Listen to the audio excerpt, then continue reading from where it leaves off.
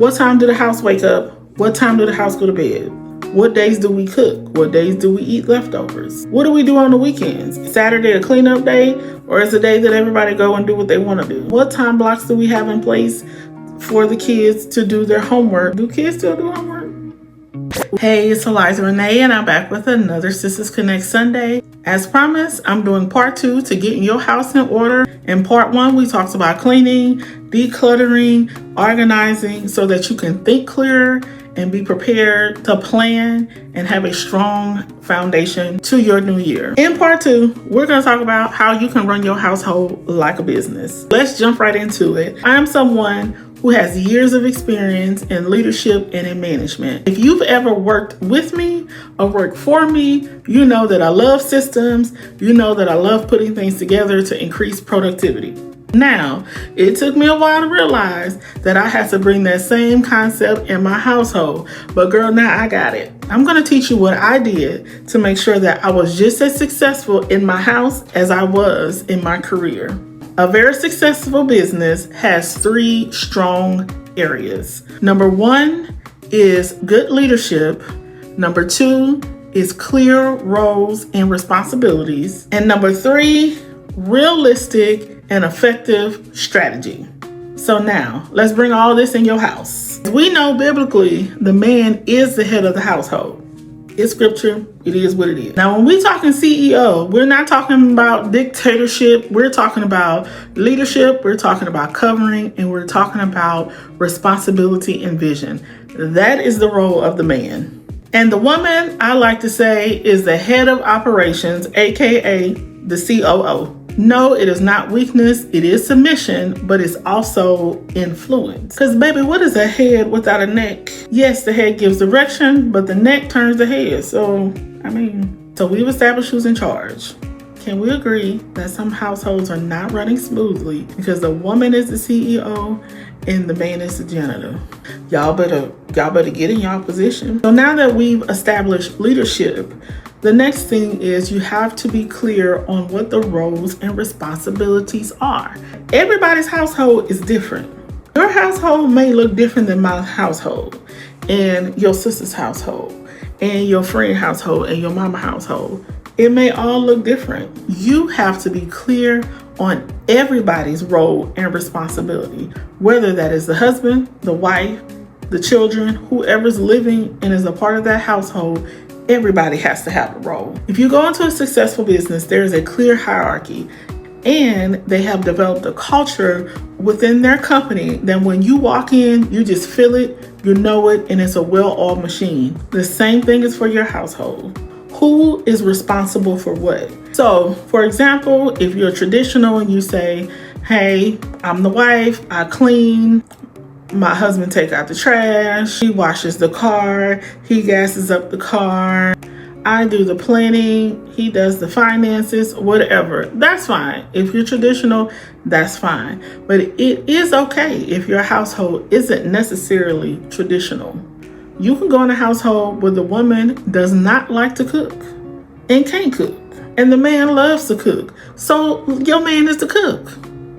And you can go to another household where the man may have had a bunch of siblings, and so he helped raise his siblings, so he's more in tune with parenthood than you are, right? So he may be the one that is primarily changing the diapers or doing the parenting thing because he had that example, and maybe you did not. I know women that love to mow the yard. I mean, not me, but that's just what works in your household. You have to be clear on what the roles are. You can't expect your husband to do something that you haven't expressed the fact that this is what you want him to do as a husband. When you go to a job, don't you get a job description? Isn't there a organizational chart? Doesn't everyone have a piece of the puzzle that comes together that create the big picture? Then it needs to be the same for the house. If you went into a restaurant and everybody was standing at the cash register and it wasn't somebody back there cooking the food, or it wasn't somebody cleaning the bathrooms, or someone waitressing, but everybody crowded up at the cash register, how successful do you think that business is going to be? Everybody got a job. Get in your lane. So we've established leadership, We've established roles and responsibilities. Last but definitely not least, you need to lock in what are the systems in your household. Now, first, before you do that, just like we talked in the last video about sitting down and coming up with a vision for your actual physical home, you also want to sit down and create a vision for your family. What do we want to accomplish as a family? What are the goals of the family? Where do we want to be 12 months from now as a family? You can have a vision board for your family. This is how we want the household to run. We want to go on family vacation. We want to save $10,000. Whatever you come up with. We want the kids to do better in school. Whatever the vision is, you have to have a vision for your family, not just for yourself. Once you're clear on the big picture, then it's easier to put some systems in place. The first thing you want to do is a schedule and routine system. What time do the house wake up? What time do the house go to bed? What days do we cook? What days do we eat leftovers? What do we do on the weekends? Saturday a cleanup day, or is a day that everybody go and do what they want to do? What time blocks do we have in place for the kids to do their homework? Do kids still do homework? Well, you have parents that are in school. So what are the time blocks that you have that you're working on school? You have to literally write down all the things. Within that, you need to have a money system, because there's no successful business and for sure no successful household that don't have a handle on the finances. Not saying that you have to have a lot of money. You just need to manage what you have. Money makes the house go round, period. You need to have a meal system. Lord have mercy. Baby, what is we gonna eat? How many times we gonna ask that? Whew, child.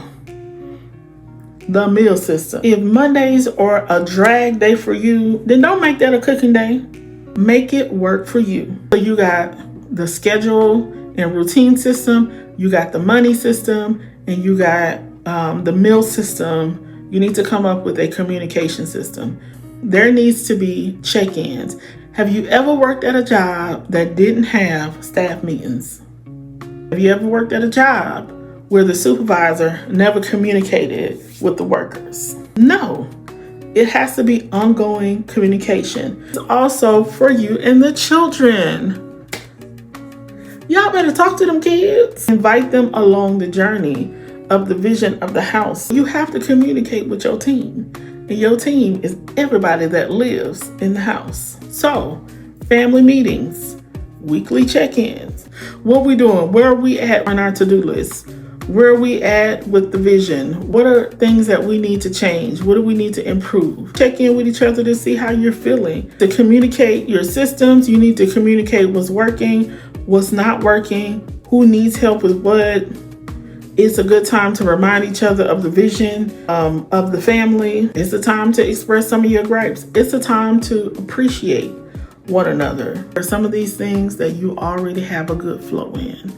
But it may be one or two things that you're like, I still don't have that down pat. And when one area is struggling, it is affecting all the other areas in your house.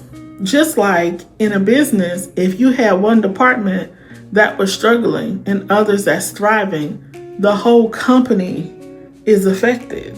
You don't want to thrive in one area and be weak in one area. It should be well balanced across the board. Listen, I know that this may sound like a lot, but really when you sit down and you write it out, really get excited about it, y'all, this is it. This is your foundation. It's your place of rest. It's your place of restoration. It's the place that you should have peace. And so that's not just in your cleaning and organizing and decluttering. It's the system that you create. It's in the vision that you have.